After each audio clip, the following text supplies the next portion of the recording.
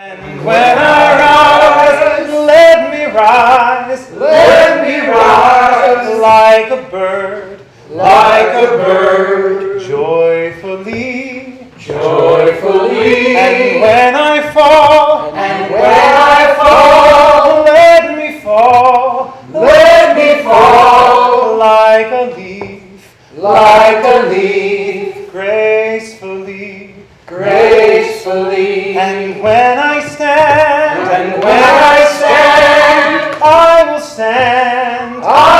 stand, like a tree, strong and tall. And when I lay,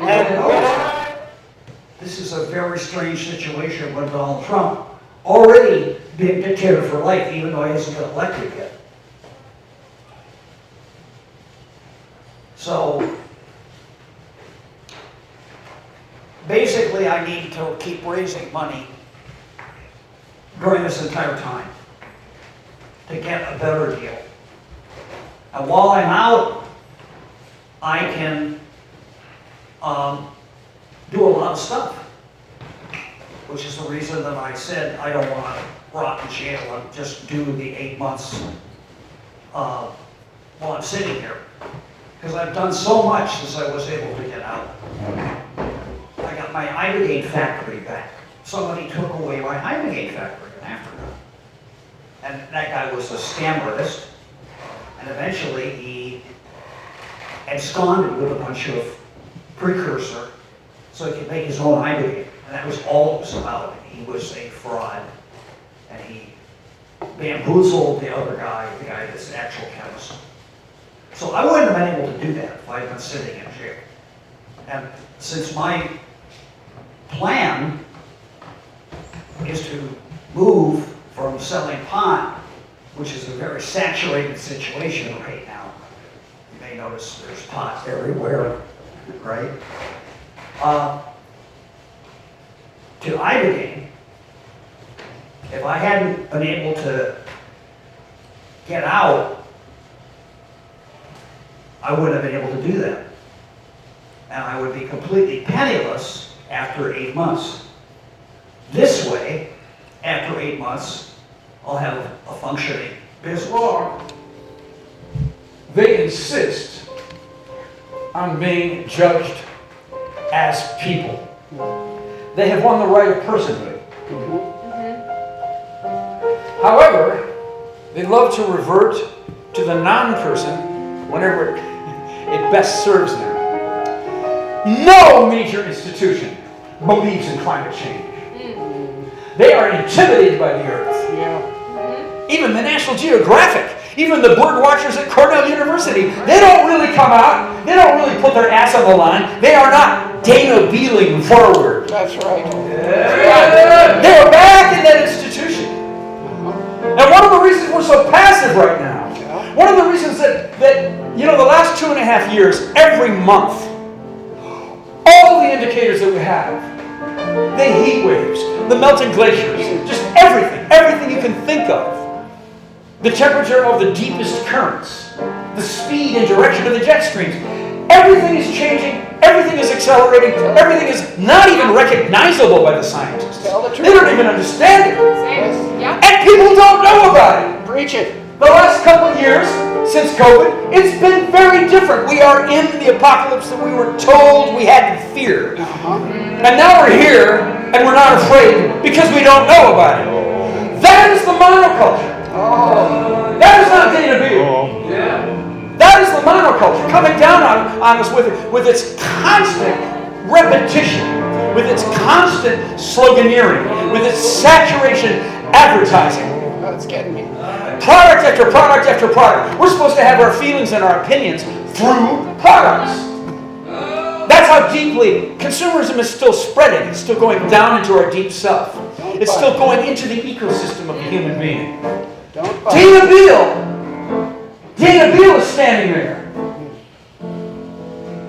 He's standing there with ways to service our complexity. He's saying, come back to complexity. Come back to visions. Come back to that forest where there's a song, every little millimeter, another being. Come back to the earth. Come back to the earth. The earth is a living being. We've got Lynn Margulis and James Lubbock with the Gaia principle. But we've got every earth culture that ever existed. Every earth culture that every First Nation peoples. They all believe that the earth is alive. And they've been trying to talk to us about it since we started slaughtering them.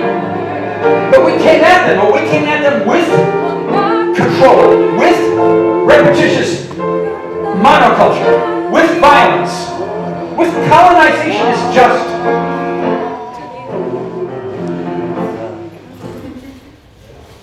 I love it here. It's such a great place. And, you know, just coming down here, I'm often reminded of number 9 Leaper Street, which is just around the corner, which for me, it was a place really where I grew up. And that was a whole scene that was run by Dana back in the day when marijuana was illegal, and it was pretty much the only place that you could go around here to find a joint at any time. So that's like a place that I grew up now. It's now the Overthrow Boxing Club. He was supposed to be here to contribute money, but he didn't show up. He's going to contribute money anyway, I'm sure. But yeah, so a lot of us grew up there, right? The only one. Woo! I'm not the only one. I'm not the only one. I'm not the only one. I'm second, I'm second, I'm second, I'm second, I'm moving the ground, moving the ground. I'm second, I'm second, I'm second, I'm second, I'm moving the ground, moving the ground. Newspaper, the future, except it's locked out of the media. You know things! Think them! There's optimism at the yacht club. The salad bar is open. Excuse me, isn't it time to mow your head? I hate you! Thank you very much. Have a nice day. They don't even know what it is, but they've already got an option on it. They're buying into it. Let's not make a deal. It's 1990, and Nelson Mandela is free. There's a guy up with a microphone, and he's yelling at me. And he's not using any language that makes any sense from where I come from. It all rhymes. It all starts with capital letters. It's all intense italics, underlined 3 times in bold-faced headlines. And all I can remember anyway is that part about how it's 1990 and Nelson Mandela is free, and around the world, a sense of possibility as women slowly ease the old gray dinosaur poobahs from their penile throne. Zap it, zap it, zap it, zap it, zap it. The remote control is being passed into your hands. It's 2024, and we're here, getting some money for Dana, listening to Reverend Billy and Stop Shouting Choir, bringing him to go to John Sinclair, and getting Bob Holman on the stage. Free Dana Beal! Now! Free Dana Beal! Free Dana Beal! Today, get your money's worth. He's been at it his whole life, and he has never, I promise you, he has never gotten paid. I got paid for the pot. All right, this next one goes out to my blues people. It's a little bit of a mashup, but are you familiar with the Doors? Yes. And down. You ready? I've been in war so goddamn long that it looks like peace to me. I've been in war so very damn long. Drug war. It feels like peace to me. I had to eat my bullets, and it fed me for a week.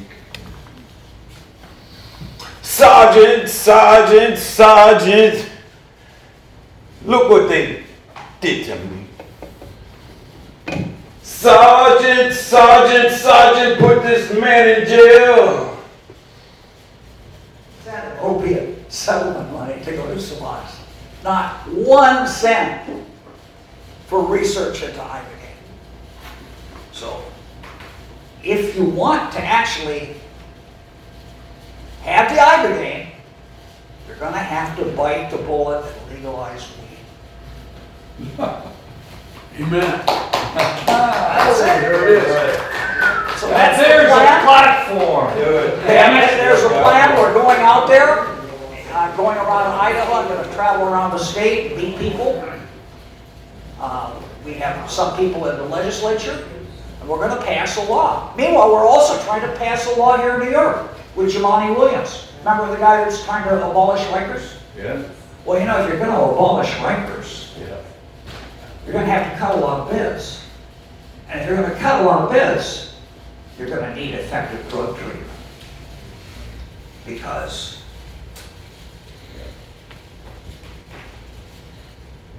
a lot of people are still going to jail just because they have a drug addiction. Not because they hit somebody over the head to get the money for the drug addiction, but they just got caught for drugs.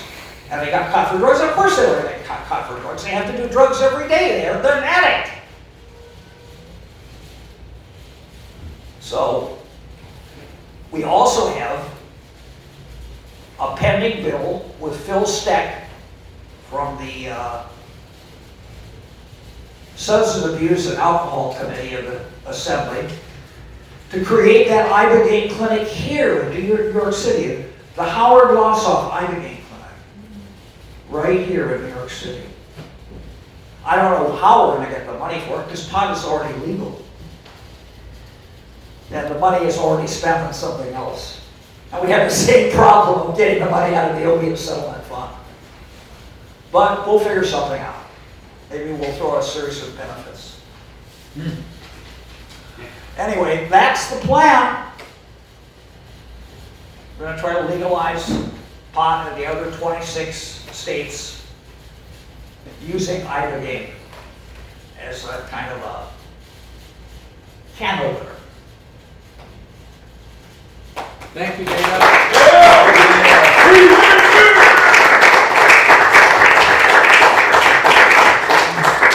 Now, I will also say that maybe this did not turn out to be the very best date we could have had.